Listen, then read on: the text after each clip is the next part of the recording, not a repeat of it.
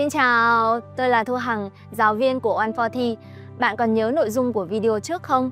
Chúng ta đã cùng nhau học về thông tin tuyển dụng trước khi đi làm việc ở nước ngoài và một điều rất quan trọng là nguyên tắc người sử dụng lao động trả phí giúp an tâm làm việc, bảo đảm hơn. Vậy sau khi thật sự bắt đầu làm việc thì sao? Bạn đã từng gặp những tình huống như thế này chưa? Bị yêu cầu tăng ca nhưng không thể từ chối, muốn đổi công việc nhưng bị thông báo là không được, hộ chiếu bị chủ giữ lại, ký túc xá, môi trường làm việc thì tệ, khiến bạn cảm thấy khó chịu và thường hay bị ốm đau. Những điều này nhìn sơ qua giống như một phần của công việc, nhưng thật chất có thể liên quan đến lao động cưỡng bức. Nếu một người không phải là tự nguyện làm việc mà do bị đe dọa, bị hạn chế hoặc ép buộc thì được xem là lao động cưỡng bức. Vì vậy, hôm nay chúng ta sẽ cùng nhau học cách quan sát những tín hiệu nhỏ trong công việc hàng ngày, giúp bạn duy trì môi trường làm việc an toàn và lành mạnh hơn. Sau khi xem xong video này, bạn sẽ nắm được 2 điều quan trọng. 1. Lao động cưỡng bức là gì? 2. Làm sao để nhận biết những tình huống có thể là dấu hiệu của lao động cưỡng bức? Vậy, lao động cưỡng bức là gì? Theo định nghĩa của Tổ chức Lao động Quốc tế ILO, khi một người bị buộc phải làm việc hoặc cung cấp dịch vụ vì sợ bị trừng phạt hoặc mất việc, điều đó có thể liên quan đến lao động cưỡng bức. Trong định nghĩa này có 2 yếu tố then chốt: đe dọa trừng phạt và không tự nguyện. Đe dọa trừng phạt không nhất thiết là bạo lực, cũng có thể là việc trả lương trễ, bị yêu cầu phải đóng tiền mới có thể nghỉ việc, hoặc bị giữ giấy tờ và đe dọa báo cảnh sát là lao động bất hợp pháp. Còn không tự nguyện có nghĩa là người lao động không có quyền lựa chọn tự do. Vì vậy, lao động cưỡng bức không chỉ là cưỡng ép về thể chất mà đôi khi còn có thể thông qua tiền lương, nợ, giấy tờ hay các quy định khiến người lao động cảm thấy không thể từ chối, không thể rời đi. Tiếp theo, chúng ta hãy cùng xem những dấu hiệu phổ biến nào có thể đại diện nguy cơ của lao động cưỡng bức. Dựa theo định nghĩa vừa đề cập ở trên, Tổ chức Lao động Quốc tế ILO còn đưa ra 11 chỉ số giúp chúng ta quan sát liệu có xuất hiện dấu hiệu lao động cưỡng bức trong công việc hay không. Các chỉ số này bao gồm: 1. Lạm dụng sự yếu thế, chỉ việc lợi dụng hoàn cảnh khó khăn của người lao động như áp lực kinh tế, rào cản ngôn ngữ và sự thiếu hiểu biết về hệ thống pháp luật để buộc họ chấp nhận sự đối xử bất công. Ví dụ như bị yêu cầu ký hợp đồng khi bạn không hiểu nội dung hợp đồng. 2. Lừa dối, ví dụ vốn dĩ hứa tuyển bạn vào vị trí vận hành máy móc nhưng thực tế bị đưa đi làm việc tay chân nặng nhọc, hoặc cố tình che giấu rủi ro của nơi làm việc như phải tiếp xúc hóa chất trong thời gian dài. 3. Hạn chế tự do đi lại, ví dụ như không được ra ngoài, bị theo dõi, hoặc muốn ra ngoài phải chờ xét duyệt và có thể bị phạt nếu vi phạm. 4. Cách ly, cô lập, như bị hạn chế dùng điện thoại hoặc cấm liên lạc với bên ngoài. 5. Bạo lực thân thể hoặc tình dục, bao gồm đe dọa thể chất hoặc tinh thần với người lao động hoặc gia đình họ. 6. Đe dọa và uy hiếp, ví dụ dọa báo cho sở di trú, trừ lương hoặc đưa vào danh sách đen, không ai tuyển dụng nữa. 7. Giữ giấy tờ tùy thân như giữ hộ chiếu, sổ tiết kiệm với lý do an toàn nhưng người lao động không thể tự lấy lại khi muốn. 8. Trừ lương, như trả lương trễ mà không có lý do, trừ tiền không rõ lý do hoặc không trả lương khi nghỉ việc. 9. Ràng buộc bằng nợ, chỉ việc bị ép phải làm việc để trả nợ phí môi giới, không thể tự do nghỉ việc. 10. Điều kiện sống và làm việc khắc nghiệt như ký túc xá không đủ diện tích, điều kiện vệ sinh kém hoặc bị ép làm việc trong môi trường nhiệt độ cao hoặc nguy hiểm mà không được trang bị bất kỳ dụng cụ bảo hộ nào. 11. Tăng ca quá mức, giờ làm vượt quá quy định, thời gian nghỉ ngơi không đáp ứng tiêu chuẩn pháp lý. Cần lưu ý, nếu xuất hiện những dấu hiệu này không nhất thiết là đã có lao động cưỡng bức. Ví dụ, nếu bạn bè hỏi, cuối tuần tôi vẫn phải tăng ca, có phải đang bị cưỡng bức lao động không? Bạn nghĩ xem có phải hay không? Câu trả lời là chưa chắc nhé. Nếu việc tăng ca tuân thủ theo luật, có nhận lương tăng ca và cũng thông qua sự đồng ý của bạn thì không gọi là lao động cưỡng bức. Nhưng nếu chủ nói không tăng ca thì nghỉ việc hoặc bắt bạn tăng ca không lương thì có thể là lao động cưỡng bức đấy. Nói cách khác, nếu bạn cảm thấy bị đe dọa, bị trừng phạt hoặc không tự nguyện thì đó là những tín hiệu cảnh báo cần được chú ý.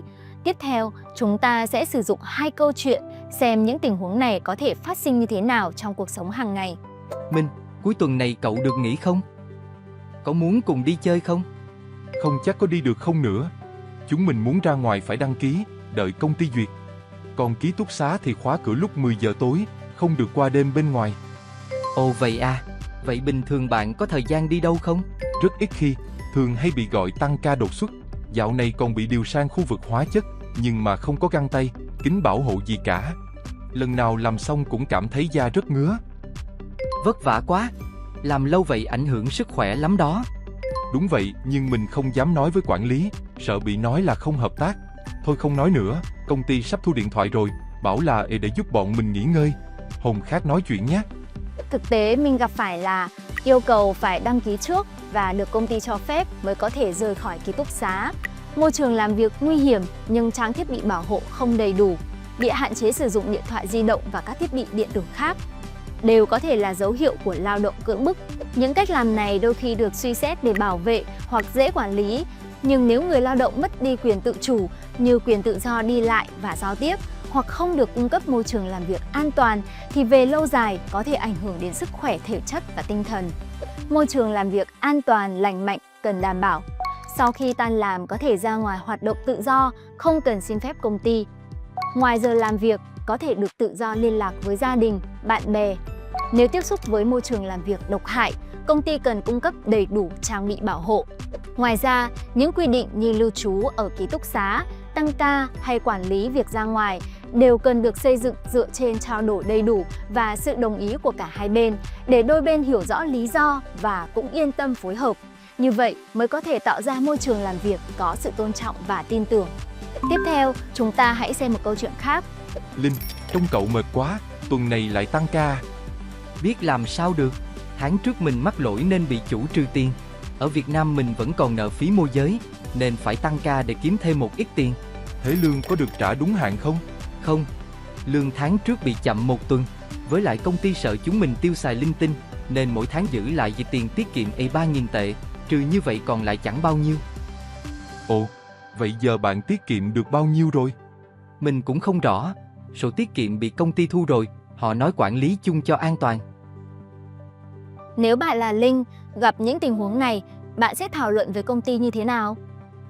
Nợ chưa trả xong, tiền lương bị trừ tiền tiết kiệm, hay công ty giữ hộ sổ ngân hàng, nghe có vẻ chỉ là quy định của nơi làm việc. Nhưng khi người lao động không thể tự quản lý thu nhập hoặc lo sợ vì còn nợ nên không dám xin nghỉ phép hay nghỉ việc, cho thấy công việc đang lấy đi sự tự do lựa chọn của họ. Vì vậy, một môi trường làm việc tốt cần đảm bảo rằng người lao động có thể tự do quyết định có tăng ca hay không, có thể tiếp tục công việc hay không, không phải vì sợ nợ nần mà không dám nghỉ ngơi. Nhận lương đúng hạn và ngoài các khoản khấu trừ hợp pháp như bảo hiểm, thuế, không bị trừ thêm tiền khác. Các giấy tờ cá nhân như sổ tiết kiệm, thẻ ngân hàng, con dấu phải do chính bản thân người lao động tự bảo quản. Nếu bạn cảm thấy có gì đó không đúng trong công việc, bạn có thể làm gì? Đây là 3 bước giúp bạn suy nghĩ. Bước 1. Ghi lại thời gian phát sinh sự việc và bằng chứng. Nếu bạn cảm thấy gần đây tăng ca nhiều quá, bạn có thể ghi lại giờ đi làm, tan làm mỗi ngày hoặc chụp lại máy chấm công, phiếu lương giúp bạn kiểm tra số giờ làm thực tế.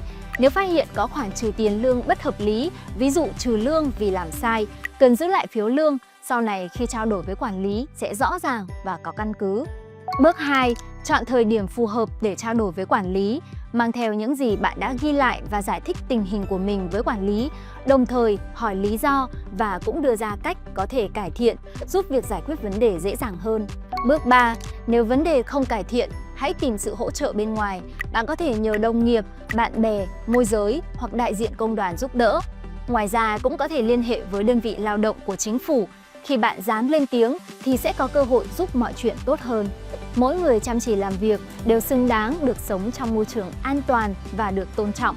Hãy nhớ 3 hướng để quan sát: tự nguyện, có quyền lựa chọn, không bị đe dọa. Chỉ cần công việc là do bạn tự nguyện, có không gian lựa chọn và không có áp lực đe dọa hay trừng phạt, đó chính là trạng thái làm việc lành mạnh. Bây giờ, mời bạn dành 1 phút suy nghĩ trong môi trường làm việc của mình có điểm nào có thể tốt hơn hay không và đưa ra thảo luận như thế nào. Hy vọng video này giúp bạn hiểu rõ hơn về quyền lợi của chính mình để công việc an tâm hơn, ổn định hơn và lâu dài hơn. Hẹn gặp bạn ở video tiếp theo, chúng ta sẽ tiếp tục tìm hiểu về các điều kiện lao động được pháp luật bảo vệ.